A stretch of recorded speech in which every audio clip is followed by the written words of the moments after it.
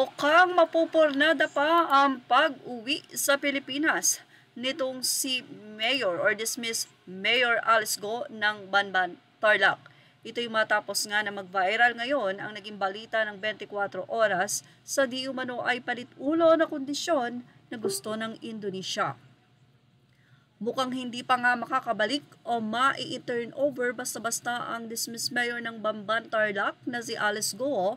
Ito'y matapos sa naging update ng GMA News 24 oras.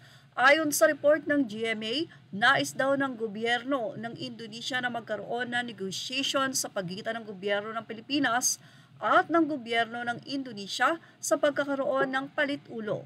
Ayon sa naging update ng GMA, ang isang Australian national ay wanted sa Indonesia dahil sa drug trafficking at naniniwala sila na ito ay miyembro rin ng isang notorious Sinaloa Drug Cartel of Mexico na nagngangalang si Gregor Johan Haas. Ayon sa report, si Haas ay naaresto sa Cebu nitong nakaraang Mayo. Ang warrant of arrest ay nanggaling mula sa Interpol or International Police. Si Haas ay may kinakaharap na iba't ibang kaso sa Indonesia at ang kasong ito ay may parusang death penalty sa nasabing bansa. Sa ngayon ay wala pang inilalabas na desisyon ng Pilipinas hinggil sa nasabing negosasyon at hiling ng Indonesia na ma-turn over lamang si Alice Go kapag pumayag na ang bansa sa nais nila.